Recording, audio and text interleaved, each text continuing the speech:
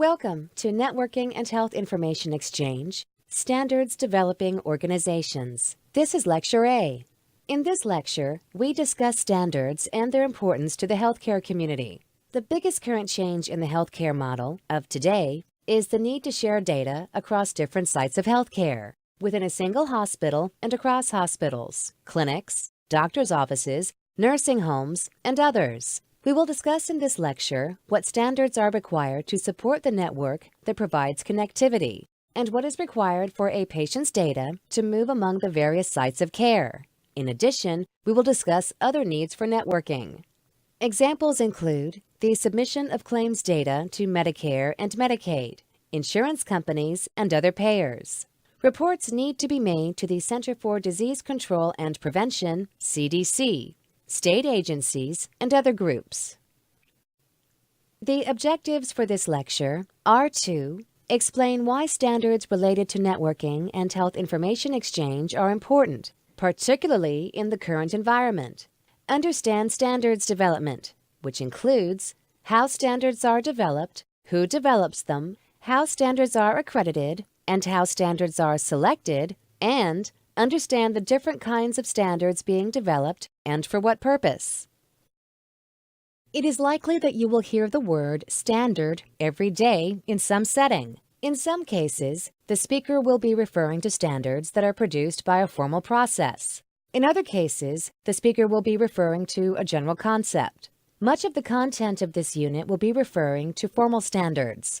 Some standards will deal only with the words we use and the characteristics of those words. Others will deal with actually moving the data from one unit to another. What is required so that the received data is understood by the receiver? Other standards will refer to applications or system components that may be used without creating special interfaces to permit the application to work with other systems. A number of organizations produce standards. Some are U.S.-based, some international, and some both. The organizations mostly create standards for specific purposes. In some cases, standards from different organizations compete for the same functionality. This unit will define some classes or categories of standards that you may encounter in your work. We will discuss how to find, obtain, and use standards from a variety of organizations that are needed to facilitate networking and the sharing of health data with others. A word of warning. This unit includes many acronyms that are part of the everyday language of the people who create and use standards. We will always first give you the words, then the acronym. Once defined, we will use the acronym in future slides. Standards are a necessary part of life. We are able to exist as a society because of standards. We could not buy different products and put them together without standards. Standards permit us to work with things and people without having to agree as to how we would do that in advance. Standards save money by eliminating the need for customized interfaces. Without standards, the world would be chaotic. Can you imagine driving your car without any rules? Demolition derby time! Standards permit us to work with components in which the parts have no prior connections. This topic is important to you, because regardless of what job you might get in healthcare, you will encounter and use standards. When you buy a loaf of bread, take it home and put it into your toaster, it will fit, because the bread industry and toaster industry have agreed on a standard for the size of a slice of bread. Even so, we might have problems. Try putting a large bagel into a toaster. Some fit, others do not. You can buy a CD or DVD and expect it to work in your machine regardless of the brand, a reward for standards. Standards are everywhere. A slice of bread, a pair of shoes, clothes, tables, doors, windows, railroad tracks, paper sizes, appliances, the shape and color of a stop sign, the colors and meaning of traffic lights, the frequency and voltage of electricity, dates, time zones, time units, and many other things. It's interesting to think about how many things work together only because of standards. Tires on a car or bicycle, for example. Can you imagine how many things would not work without a standard? Here we see a depiction of an analog clock, digital clock, an hourglass, and a sundial. What is different about these four methods of indicating time? Are they interchangeable? What is different and what is the same? Is the precision the same? Is the accuracy the same? When are these differences important? Do you have a digital or an analog watch? When might your choice be a matter of taste, and when might the choice be dictated by the requirements? Many of the standards we will discuss are necessary because of the requirements. There are over 50 different styles of wall sockets in the world. Most international travelers will carry a set of plugs like these. There are now devices on the market that reconfigure to adapt to most plugs. Unfortunately, many standards are not global. How many travelers have blown out an electrical appliance when they forgot that much of the world outside the U.S. uses a standard of 220 volts rather than 110 volts? Many countries drive on the left side of the road rather than the right. An American driving in London might have difficulty adjusting to the different driving rules.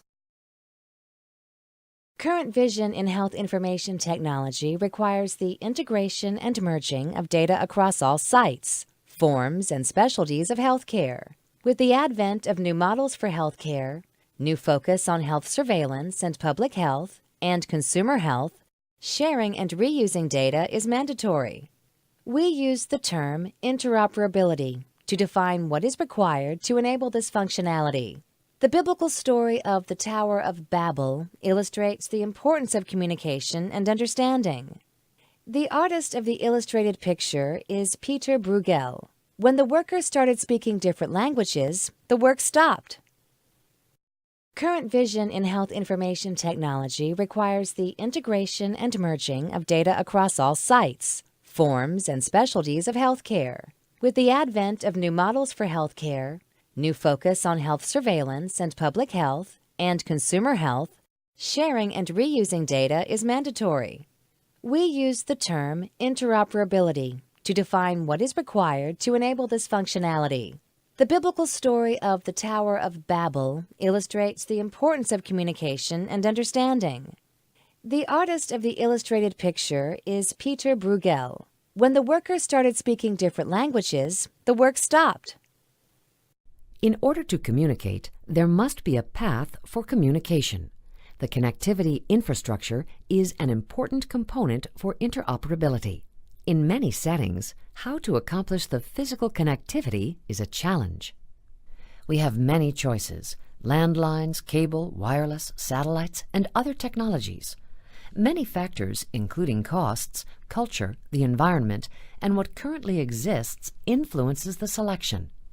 Beyond the physical connections, which were covered in detail in the first unit, there are other requirements or standards that must be used to be interoperable. Since many parties are involved, there must be some governance infrastructure. Decisions involving standards, knowledge, and process must be made and enforced. As we will see in other parts of this lecture, someone has to select the standards and methods that will be used. Decisions necessary for interoperability relate to standards, data, knowledge, and process. Ideally, these decisions will be made by experts who understand the technology and the requirements. At a national level, the government must be involved. The interstate system of roads is a good example of the federal government, the state governments, and the local governments working together. The national government laid out the national plan, where the roads would go, and wrote the specifications for the roads to control quality. The states contracted with private business and local governments to contract the work, using the standard specifications. This slide illustrates much of what this entire component is about.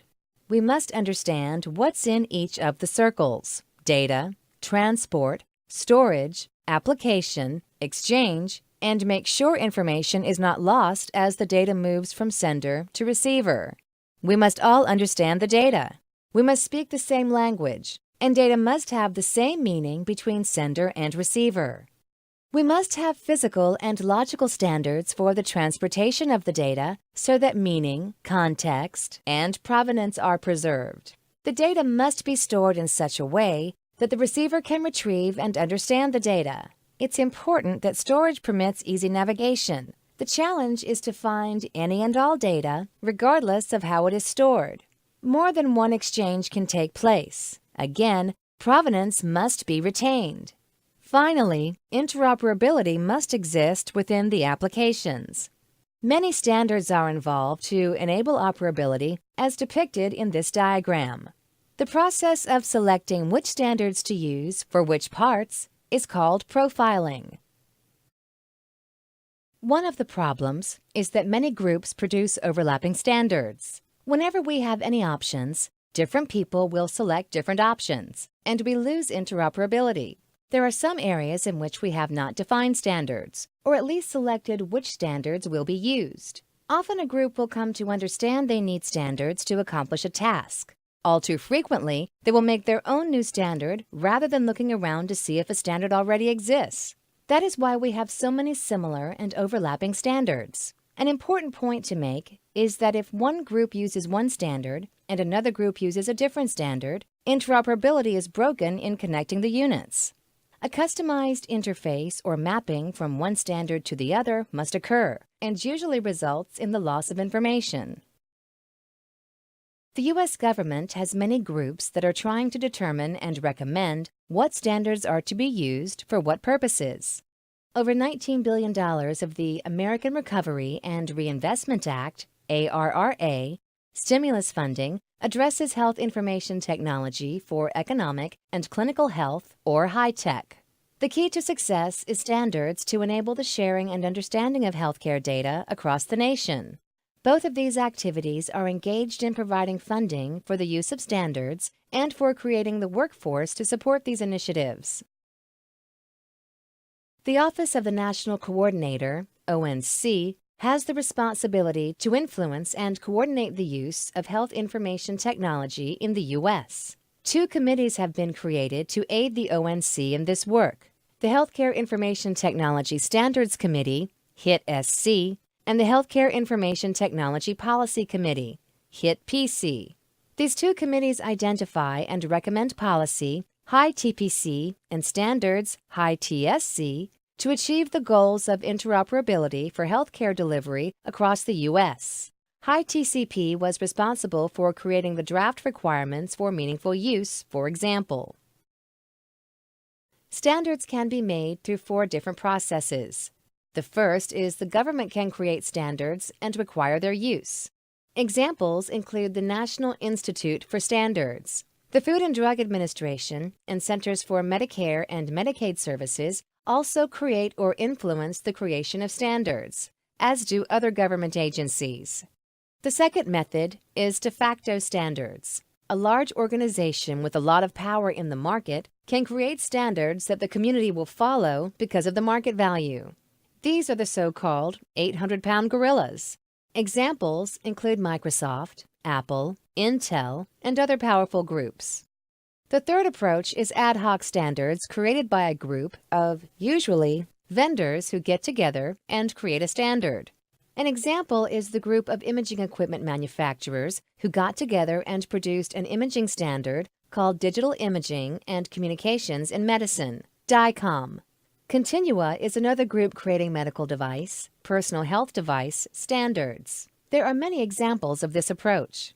Finally, a more open procedure for producing standards is the consensus method.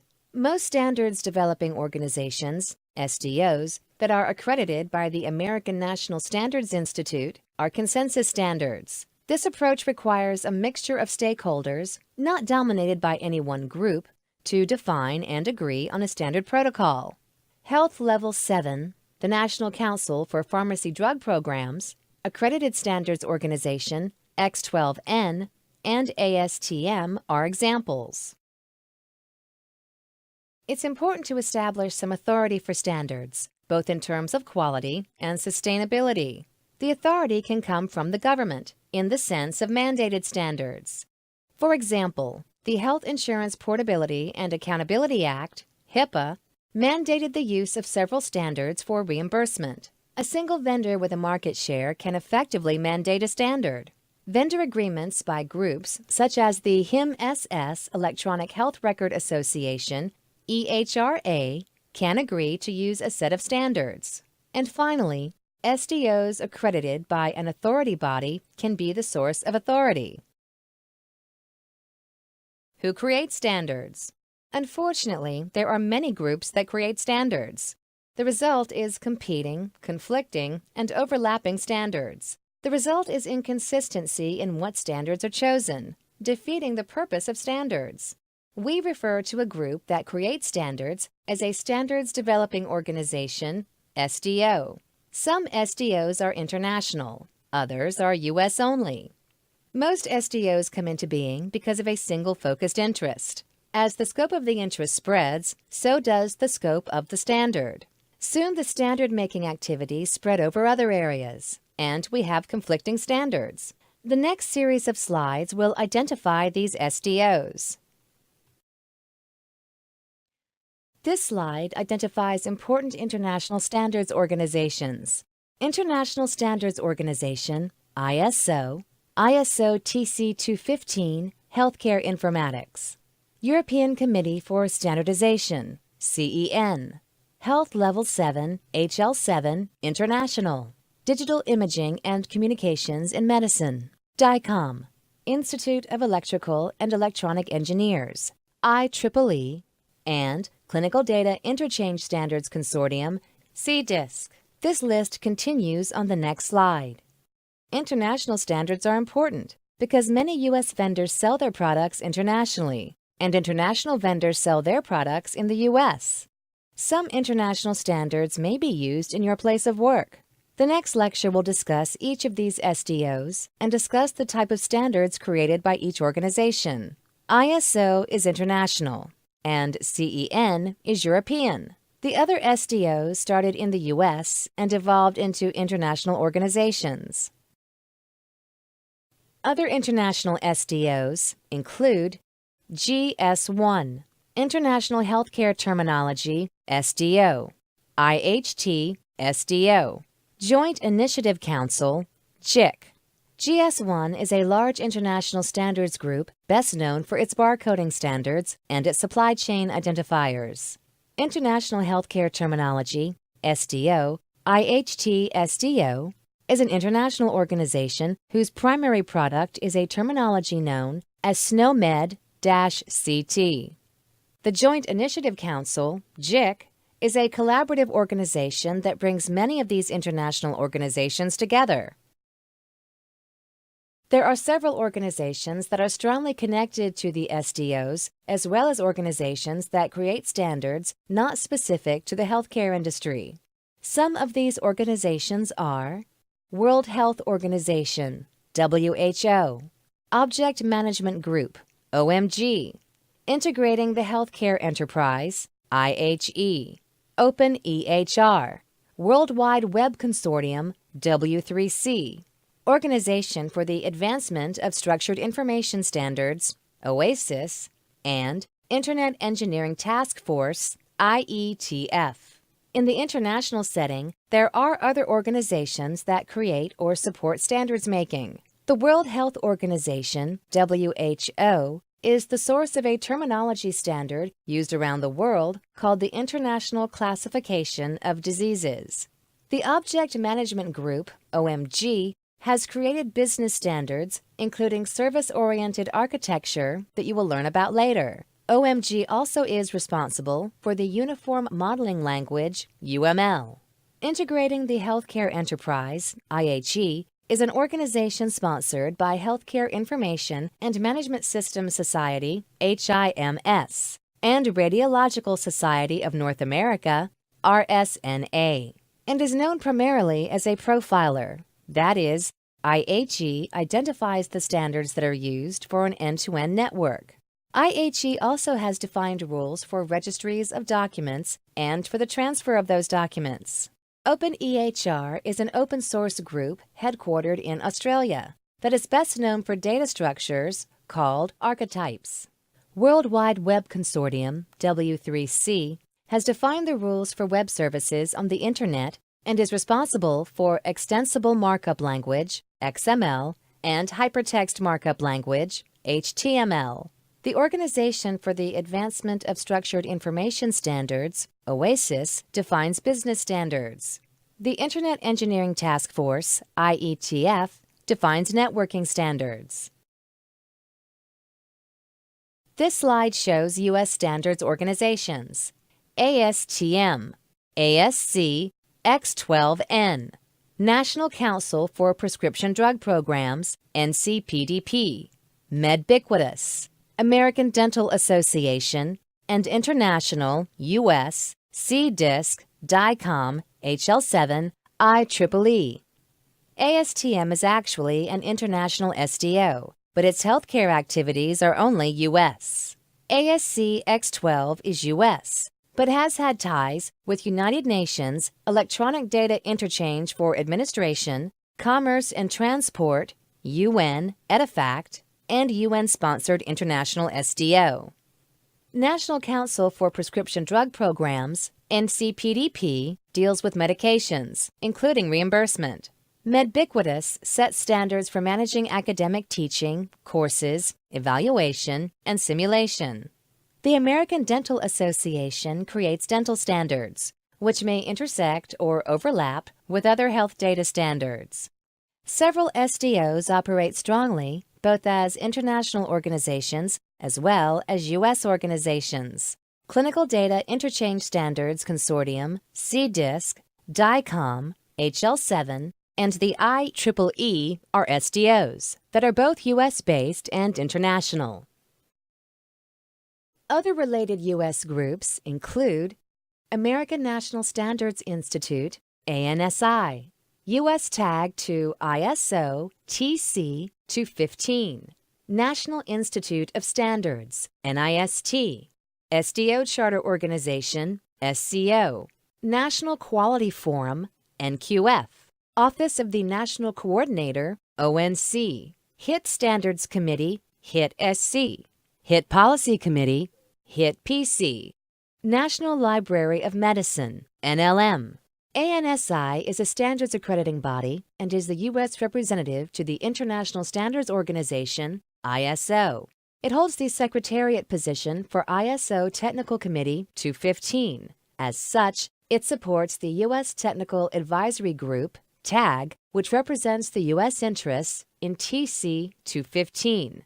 NIST is a U.S. government organization responsible for a broad domain of standards, primarily related to measurement science, but more recently has responsibility for setting up rules for the testing and validation of health IT-related standards. NIST does have interests in the area of medical devices. The Standards Developers Organization Charter Committee, SCO, plays a role in the U.S. similar to JIC in the international arena. Its purpose is to bring the U.S. SDOs together. The National Quality Forum, NQF, is responsible for defining quality measures. ONC and its two committees have already been discussed. The National Library of Medicine, NLM, has responsibility for the Unified Medical Language System, UMLS. NLM also represents the U.S. as a member of the governing body of IHT-SDO. In spite of SDO still producing competing standards, there is a lot of linkage and overlap among the groups. In fact, many of the active persons who work in producing standards will be members and actually active in multiple SDOs. If you are interested in participating in any of these activities, all are open to membership, but most charge a membership fee. At the top, in purple, are the international SDOs that are members of the JIC. In the yellow bordered box are the U.S. SDOs who are members of SCO. Note that HL7 and CDISC participate in both organizations. ANSI supports the U.S. SDOs as an accrediting body, as well as being the U.S. path to ISO. IEEE is international, creates many standards beyond health informatics, and participates with ANSI in the U.S. and with ISO through an agreement. IEEE, however, is not a member of JIC or SCO, mainly because of its broader interests. DICOM's focus is on the broader international community. It also participates with ISO through a liaison agreement. DICOM is not a member of JIC or SCO, but does have a liaison relationship with ISO. IHE is an organization that is part of HIMSS and RSNA. In the controlled terminologies, we have SNOMED, controlled by IHT-SDO, Low Inc., MEDRA, drug allergies, a product of the International Conference on Harmonization of Technical Requirements for Registration of Pharmaceuticals for Human Use, ICH, current procedural terminology, CPT, procedural codes required by Centers for Medicare and Medicaid, CMS, and owned by the American Medical Association, AMA, and the ICD codes, owned by WHO. ICH has formed a relationship with HL7 and a liaison with ISO. This concludes Lecture A of Standards Developing Organizations. In this lecture, you have learned that standards in HIT are essential to accomplish the goals of interoperability. Goals of ubiquitous, patient-centric electronic health records require data about each patient to be aggregated. Access to and use of that data requires interoperability and, in turn, requires standards. Most standards in HIT are consensus-based standards. That means that all the stakeholders come together and define the standards that permit them and their products to be interoperable across sites and distance. There are many groups, both national and international, that make standards or have a tight relationship with standards. At the present, these groups produce redundant standards, forcing decisions about which standard to use. Efforts are in place to harmonize the creation of standards.